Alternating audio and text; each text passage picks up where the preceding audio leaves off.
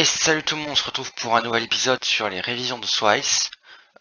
Aujourd'hui, nous allons faire le premier épisode sur les révisions de Swice. C'est en fait pareil que les tests, sauf que je donne les réponses directement. Et c'est les cours. Ouais, c'est un peu du cours. Donc j'espère que ça va vous plaire. Ça m'a pris pas mal de temps, plus de temps que faire des tests, mais à peu près pareil en fait. Donc le premier épisode. Là, vous n'avez pas besoin de prendre du carnet de notes, à part si vous n'avez pas noté votre leçon. C'est pour faire réviser vite fait. Alors, le premier épisode, c'est le, sur l'ONU et la défense nationale. Nous sommes sur la première vidéo qui sera sur le thème, sur la partie 1 de l'ONU. Parce qu'il y a une deuxième vidéo qui sera sur la défense, que vous pourrez voir également, qui sortira prochainement. Il y a très peu de temps. Et une partie sur la JDC qui sera rapide. Première partie, nous allons voir les dates. Alors les dates, il y en a deux à retenir. Au début de l'ONU, qui est le 26 avril 1945, qui est la signature de la charte des Nations Unies par 51 pays. Ça a été à la conférence des Nations Unies à San Francisco. Et le 24 octobre 1945, qui est la naissance officielle de l'ONU. Ensuite, nous allons voir le drapeau. Le drapeau, en fait, il est composé de plusieurs couleurs, du blanc et du bleu. Le blanc n'a pas de signification particulière à part représenter les éléments, et le bleu signifie la sagesse. Sur le drapeau, il y a les rameaux d'olivier, qui est ici, le rameau d'olivier qui permet de symboliser la paix, et le globe qui symbolise l'action mondiale de l'ONU. À la troisième partie, nous allons voir les objectifs. Les objectifs de l'ONU. L'ONU doit, principalement dans la Charte des Nations Unies, assurer la paix et la sécurité dans le monde, développer les relations amicales entre les nations, aider au développement de l'espèce humaine, c'est-à-dire de l'être humain, et vérifier les traités internationaux, le respect des traités internationaux. C'est-à-dire que s'il y en a qui trichent, l'ONU les sanctionnera. Quatrième partie, l'Assemblée générale. À l'Assemblée générale, c'est là où chaque pays a un délégué, sachant qu'il y en a 193, du coup il y a 193 délégués à l'Assemblée générale. On y vote le budget de l'ONU, les membres non permanents du Conseil de sécurité, c'est ce que nous allons voir juste après, ainsi que les actions humanitaires, comme l'envoi de casques bleus, c'est ce qu'on nous allons voir juste après, en Afrique, par exemple. On y fait des recommandations, par exemple on propose des sanctions contre un pays en guerre qui ne respecte pas les règles au Conseil de sécurité, qui les appliquera à l'avenir. Nous allons passer au Conseil de sécurité, qui est composé de 15 membres, donc 5 permanents, les États-Unis, la Russie, la France, le Royaume-Uni et la Chine. Ces membres permanents ont le droit de veto. 10 membres non permanents sont élus dans le Conseil de sécurité tous les 2 ans par l'Assemblée générale.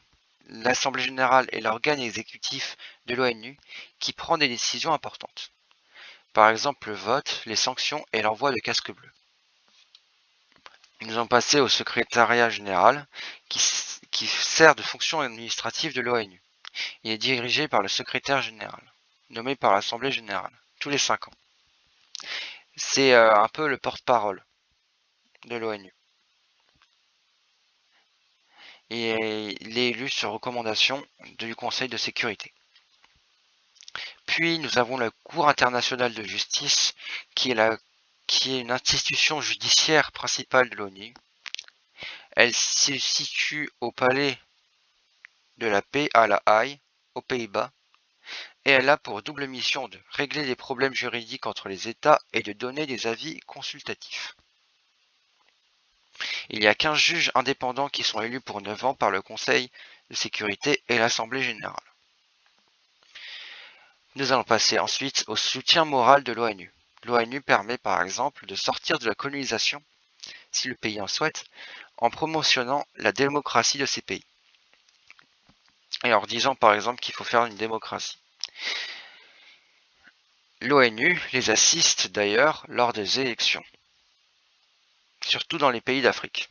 Mais elle permet également d'avoir une aide humanitaire ainsi qu'un soutien au développement économique et commercial dans ces pays ayant besoin, grâce aux institutions spécialisées comme l'UNICEF, l'OMS ou le FMI. Le maintien de la paix par l'ONU est fait grâce aux casques bleus qui sont des soldats envoyés par tous les pays membres de l'ONU sous l'étiquette de l'ONU pour aider les gens. Les missions d'observation qui surveillent les pays sensibles s'ils ne sont pas en train de, par exemple, de s'infiltrer une bombe nucléaire pour leur fin. Et les faiblesses de l'ONU, en tout cas, il y en a certaines. C'est le problème de l'ONU d'ailleurs.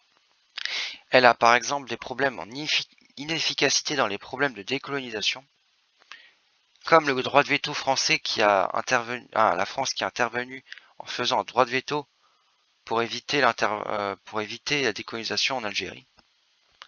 L'incapacité de faire respecter les droits de l'homme, l'inefficacité d'empêcher les interventions étrangères dans les pays civils, et une aide insuffisante pour les pays en développement, une aide financière et militaire. Ces faiblesses ont des causes. Les causes sont le droit de veto à cause des pays membres du Conseil de sécurité. En gros, le droit de veto signifie que chaque pays membre du Conseil de sécurité, c'est-à-dire la France, les États-Unis, l'Angleterre, la Russie et la Chine, peuvent interdire une mesure par le Conseil de sécurité. Il y a aussi le manque de moyens d'action, c'est-à-dire que l'ONU n'a pas assez d'argent, ni d'armée permanente. Et il y a aussi, important, le principe de non-ingérence dans les affaires intérieures des États. En gros, l'ONU ne peut pas intervenir dans un pays s'il n'est pas d'accord. Nous allons passer à ce que j'appelle la conclusion, c'est plutôt les statistiques. Depuis 1945, l'ONU a négocié 172 paix, comme par exemple la fin de la guerre en Irak, ou la fin de la première guerre civile en Afghanistan en 1989, et l'ONU est composée de 193 membres sur les 197 mondiaux. Merci d'avoir regardé cette vidéo, like, commente, partage, et révise maintenant tes connaissances avec le test qui n'est pas encore sorti mais qui va bientôt sortir, sauf si vous le regardez cette vidéo beaucoup plus tard.